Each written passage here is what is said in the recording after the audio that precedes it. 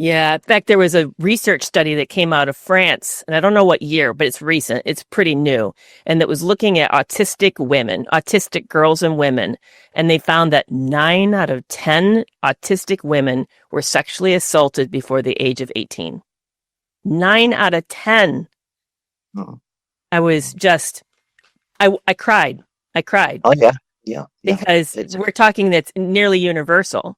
When there's a more vulnerable population, it's nearly universal. And the majority of these women were under 15.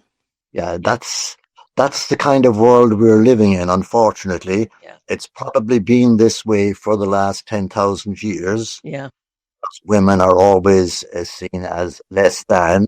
Women are always seen as being subservient to a man. Certainly the church that I used to belong to was very much in favor of men's rights, conjugal rights. My mother died in 1998, and she believed that it was the duty of any wife to be available to their husbands whenever he requested it, which meant that just after the war in Ireland, when we were all very poor, my mother had 5 children within 3 years. She 2 twins. The other thing is my sister is a twin, and I realized on reflection at how the world treated her so differently than I got treated. So it's been going on a long time. Women are second class, and there is a book, and I won't think of the name of the author now quite recently, but she talks about empathy, H-I-M, empathy, and she says that's what's rife in the world today. There's some difficulty in a relationship, and our immediate position is to be groomed by the man into feeling sorry for him, irrespective of what he's doing to his partner. Yeah. Yeah. So talk about how it happens culturally and what you think we need to do to shift that, to put the focus back on where, because you spend up most of the back half of this book of how he gets into her head, trying to identify how we can change. And it isn't just simply to stop the abuse. We need a cultural change.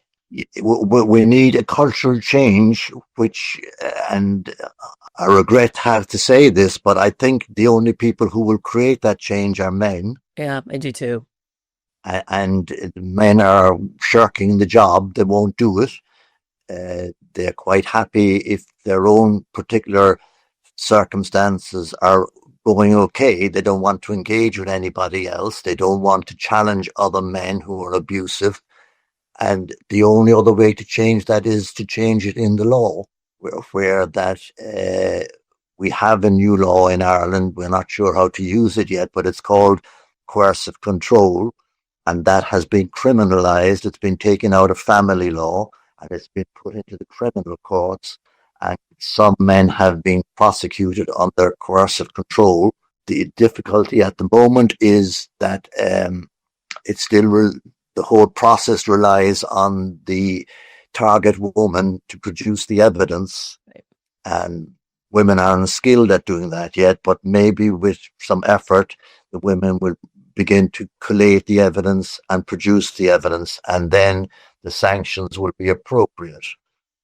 But the biggest problem I think we feel, from what I can see now, and I'm not very familiar with Facebook or any of these things, I'm not on them, but I'm sure they're there, is that the new generation of men growing up are being almost encouraged to be misogynistic and to look for their own rights, and that women are there to be used. And there are several very prominent people certainly in this part of the world who actually say those things quite clearly and openly on social media. And that's the big danger now. These boys are growing up in families where their father mistreats their mother, and they will think that's the right thing to do. Yeah, and you can see it here too. It's prevalent, the idea of that. I mean, the push to release Jeff Epstein's files and the resistance to that. Why? Yeah. Because it will reveal powerful men who've been involved, and they don't want that revelation.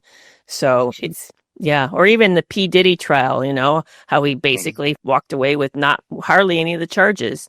And why? that's true. Because Cassie looked like she loved him, which, well, she was scared of him and she probably did love him, and but somehow that changed the perspective and made it look like it wasn't as bad as it really was.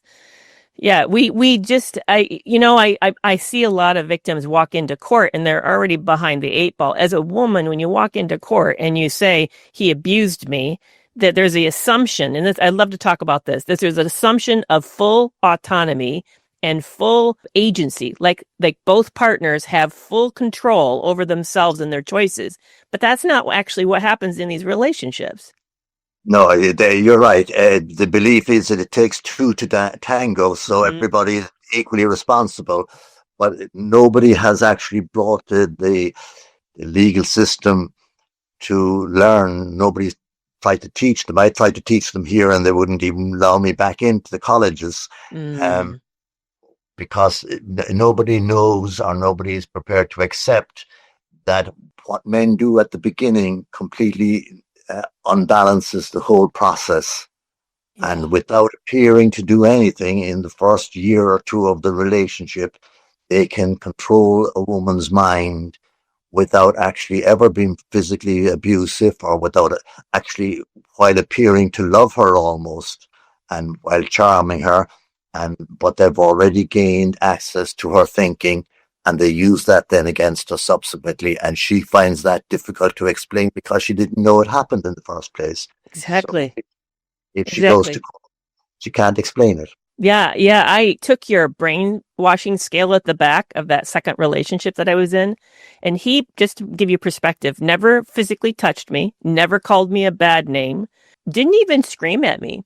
But I rated mind control with terror. Yeah, That's I was crucial. terrified of him. And what he did was he used very subtle withdrawals. He would emotionally Yes. disappear on me and punish me if I didn't comply exactly the way he wanted. He let me know right at the beginning it was his way only, and that I would Yes. lose the relationship if I didn't go along. Mm-hmm.